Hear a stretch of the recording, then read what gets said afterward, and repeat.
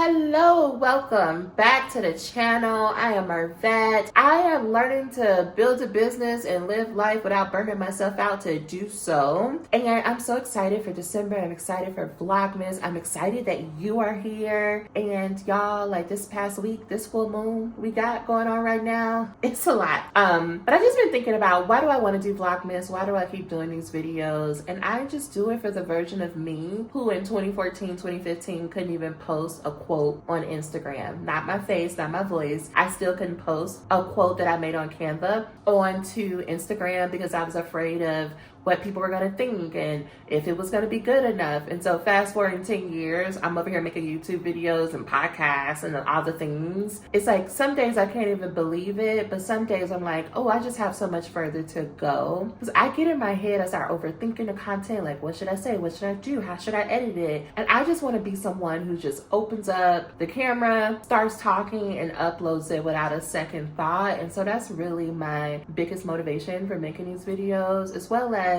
capturing my life as a diary entry. And I'm so glad you're here. I'm so glad you are coming along with me. So like what got me over like my fear of posting was I started working with a business coach, and I told her like my main job is the reason why I paid you $3,000 is to help me consistently post, because I knew that was the only way to get clients for my dissertation business. And there was a good solid 2 months of me, I would create the content just fine, but when it went to post, like I would break out in like highs almost, like I would start having panic attacks. I would be sweating, like just to post. And that coach, she didn't get it. She was just like, girl, there's other things in the world for you to be this scared about, like posting content is not one of them. But I was like, no, you don't understand. I was the child who did not speak to people, and now you want me to just talk on the internet. That absolutely helped, like to have somebody there as I posted. But the other thing that helped was I was trying to make content like everybody else was telling me to, instead of just focusing on my strengths.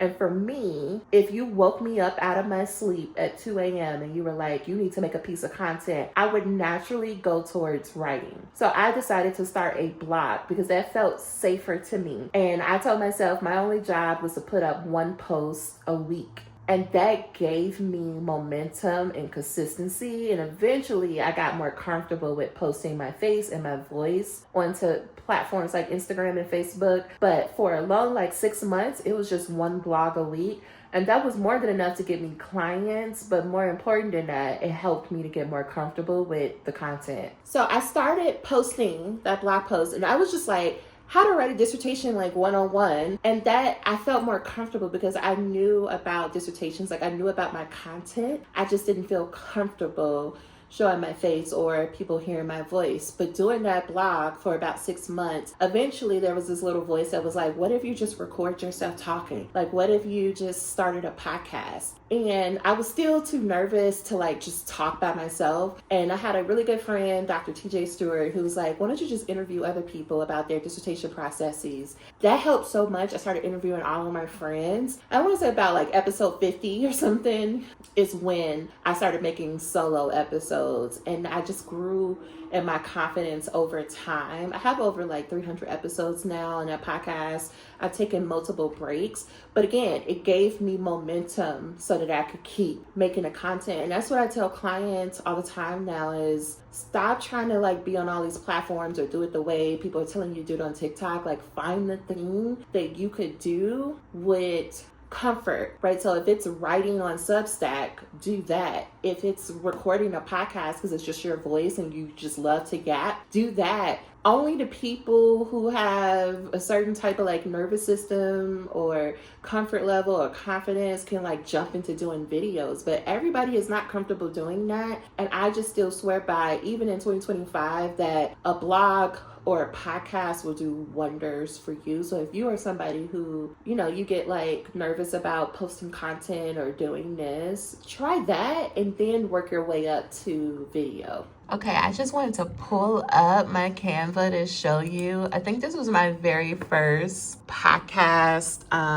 Let's bring this out. It was my very first cover that I had. I just It's nothing special. I made this in Canva, and then I was like, ooh, I'm gonna be fancy, and then I had changed the name, and this is what I came up with. And now it's time for me to update it again because it's an outdated picture. I don't know if I can find it. This is the picture, but that's not what you see. But anyway, this is what it looks like now. But you know, my hair is short. Like, I've cut my hair since then. This was probably like 4 or 5 years ago. So it's time for me to do another update. But here's the thing, it don't have to look the best. You just have to get started. It's my biggest piece of advice. It's going to feel scary, but you just have to get started. This is when I started doing interviews.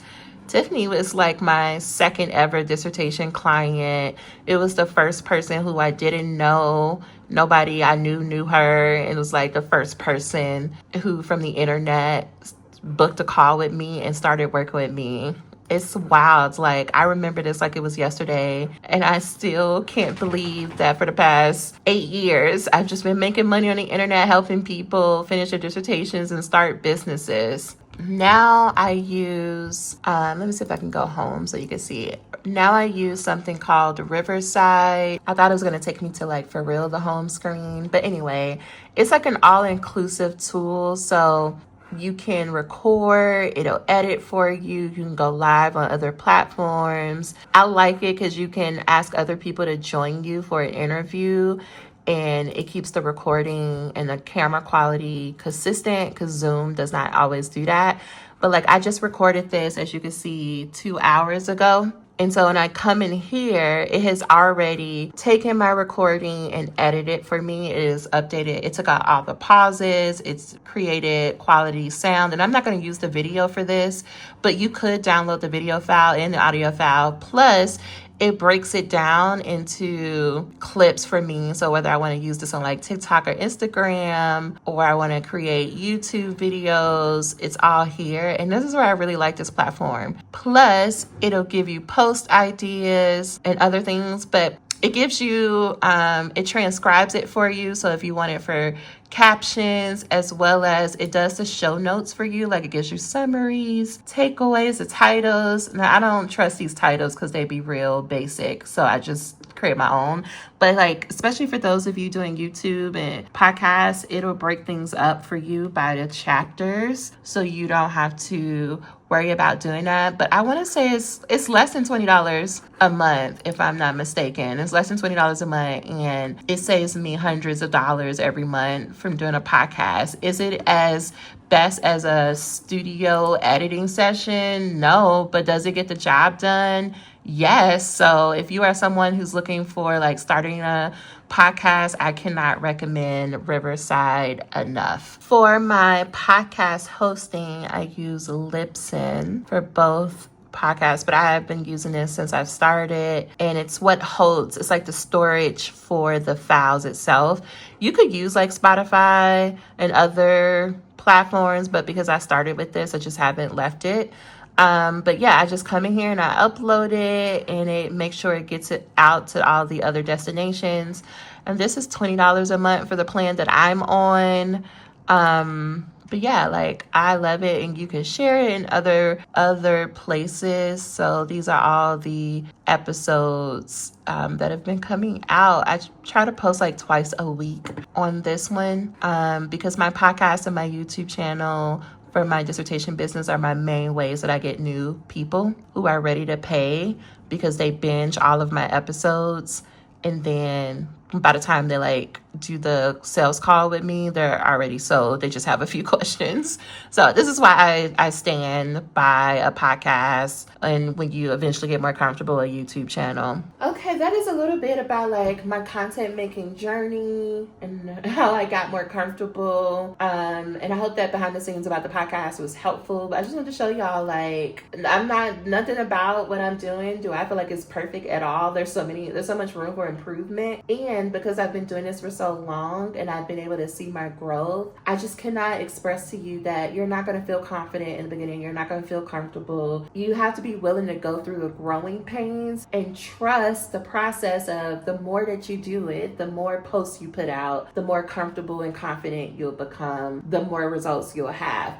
But you don't have to have perfect, polished content in order to sign a client, like if you're doing this for business. No, people just want good information and they want it to come from real people, and they don't care about the backgrounds or how polished the editing is if the content is good. So focus on good content and everything else will catch up. That is going to do it for me today, y'all. Thank you for watching this video. If you want to find out more about working with me, all the links are down below, and then I will see you probably tomorrow. Bye, y'all.